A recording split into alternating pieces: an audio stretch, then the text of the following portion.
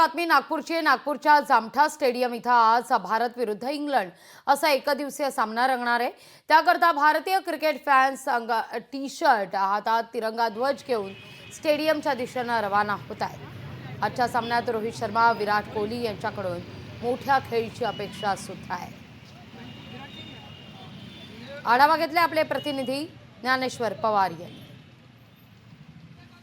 नागपूरच्या विशीय जामठा स्टेडियम येथे आज इंग्लंड विरुद्ध भारत असा एकदिवसीय सामना रंगणार आहे आणि भारतीय क्रिकेटचे जे फॅन आहेत ते सगळे आता जामठा स्टेडियम गाठण्यासाठी या ठिकाणाहून रवाना होताना पाहायला मिळत आहे। अंगामध्ये भारतीय क्रिकेटचा टी शर्ट असेल, हातामध्ये तिरंगा आणि गालावर सुद्धा रंगरांगोटी तिरंग्याची करताना एकूण जे फॅन दिसून येत आहे। शालेय विद्यार्थी देखील आता स्टेडियमकडे जाताना दिसून येत। आपल्यासोबत काही या ठिकाणी क्रिकेट प्रेमी आहेत, त्यांच्याशी बोलूया। काय सांगाल, आज भारत विरुद्ध इंग्लंडचा एकदिवसीय सामना होतोय। जवळपास 5 वर्षानंतर नागपूरमध्ये एकदिवसीय सामना खेळला जाणार आहे। काय अपेक्षा है भारतीय क्रिकेट? आज इंडिया टीम इंग्लैंड को बहुत बुरी तरीके से हराने वाली है। आज हम फिर से फिरंगियों को वापस भेजेंगे। जिस तरह 2020 मैच जीते, इंशाल्लाह इस बार भी हम लोग वनडे का 5 वनडे जो है पूरे वनडे हराएंगे और इंडिया इस बार नागपुर में, भारत बनाम इंग्लैंड का काफ़ी सालों बाद नागपुर में मैच हो रहा है और हमारी नागपुर की जनता बहुत उत्तेजित है इस मैच को, मुकाबले को देखने के लिए।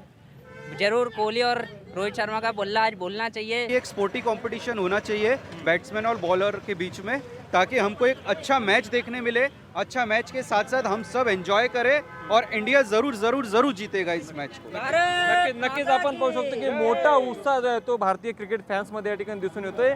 आता सगळे जे आहे ते जामठा स्टेडियमकडे जे आहे ते क्रिकेट फॅन जे आहे ते रवाना झाले आणि रोहित शर्मा आणि विराट कोहली यांच्याकडनं विशेष अपेक्षा जे आहे ते या सगळेच क्रिकेट प्रेमी आहे। आणि नक्कीच आजचा जो पहिला सामना नागपूर येथे पार पडतोय तो विजयाच्या रूपाने या ठिकाणी जे आहे ते अधोरेखित केला जाईल असा विश्वास देखील भारतीय क्रिकेट फॅन्स कडून व्यक्त केला जात आहे।